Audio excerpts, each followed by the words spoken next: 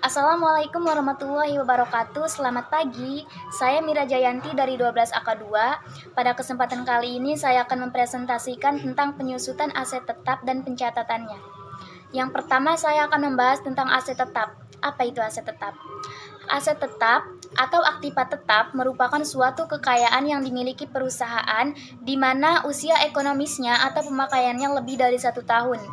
Nah, aset tetap ini dia digunakan untuk proses operasi tetapi tidak untuk dijual.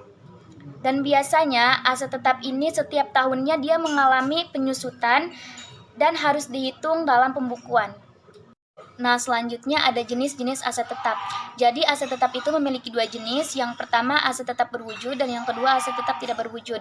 Nah, aset tetap berwujud itu adalah aset tetap yang secara fisik dapat dipergunakan dalam operasi perusahaan. Contohnya, tanah, kendaraan, terus peralatan, mesin, seperti itu ya. Sedangkan aset tetap tidak berwujud adalah aset yang umurnya panjang dan dapat bermanfaat dalam operasi perusahaan. Karena aset ini tidak berwujud, maka dia tidak mempunyai bentuk fisik. Contohnya seperti merek dagang, hak cipta, hak paten, seperti itu. Oke, sekarang pengeluaran aset tetap. Nah, jadi pengeluaran aset tetap ini dapat dikelompokkan menjadi seperti ini. Yang pertama, pengeluaran pada waktu perolehan, dan yang kedua, pengeluaran setelah aktiva tersebut diperoleh. Tetapi, pengeluaran setelah aktiva tersebut diperoleh, dia dapat dirinci lagi menjadi pengeluaran pendapatan yang lazim, yaitu disebut dengan revenue expenditure, dan pengeluaran modal yang lazim disebut dengan capital expenditure. Nah, selanjutnya pencatatan perolehan aset tetap. Aset tetap ini dapat diperoleh dengan berbagai cara, seperti diperoleh dari harga gabungan, diperoleh dari pembayaran berkala, pembelian secara leasing, bisa juga diperoleh dari donasi, dan dibangun sendiri. Nah, itulah beberapa cara perolehan aset tetap. Next, karakteristik aset tetap. Apa itu karakteristik aset tetap? Yaitu karakteristik yang dimiliki oleh aset tetap dalam sebuah perusahaan, dan ada 4 karakteristik. Yang pertama, digunakan dalam kegiatan operasional perusahaan tetapi tidak untuk diperjualbelikan. Nah, contoh halnya seperti ini. Sepeda motor yang dimiliki perusahaan untuk mengantar dagang. Itu adalah aset tetap. Karena itu untuk kegiatan operasional perusahaan. Sedangkan yang dipajang di dealer itu untuk didagangkan, untuk dijual ke orang.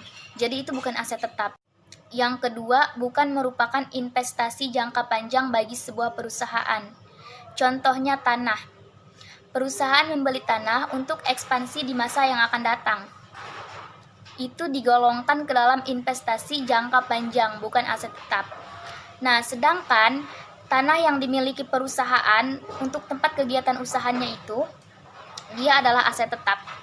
3. Digunakan perusahaan dalam jangka waktu beberapa periode akuntansi. Contoh masa manfaat dapat diukur lebih dari 1 tahun, seperti manfaat bangunan, manfaat tanah, manfaat mesin, gitu, seperti itu. Dan yang keempat, memiliki nilai material yang cukup besar. Contohnya bangunan, mesin, tanah, investasi. Itu pembahasan karakteristik aset tetap. Sekarang next. Penilaian aset tetap dan akun-akun yang tergolong pada aset tetap. Aset tetap yang dimiliki oleh setiap perusahaan dinilai berdasarkan harga perolehan aset tetap. Pertama, pada tanggal akuisisi biaya mencerminkan nilai pasar yang wajar. Yang kedua, biaya historis melibatkan transaksi yang sebenarnya.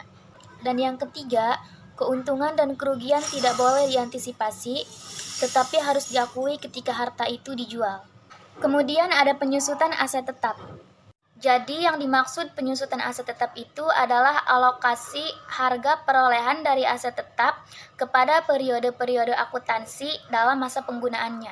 Faktor yang pertama yang harus diperhatikan adalah nilai residu atau nilai sisa. Merupakan taksiran nilai atau potensi arus kas masuk apabila aktiva tersebut dijual pada saat penarikan atau penghentian aktiva. 2. Umur aset, yaitu jangka waktu pemakaian aset yang diharapkan oleh perusahaan. Next, ada metode-metode penyusutan aset tetap. Ada 4 metode. Yang pertama, ada metode aktivitas. Mengasumsikan bahwa penyusutan adalah fungsi dari produktivitas aset.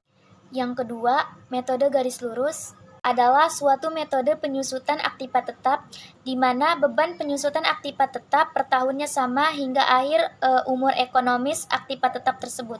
Yang ketiga, metode jumlah angka tahun menghasilkan beban penyusutan yang menurun dari biaya yang dapat disusutkan. Yang terakhir, metode saldo menurun. Biaya penyusutan atau depresiasi pada saldo semakin menurun dari tahun ke tahun.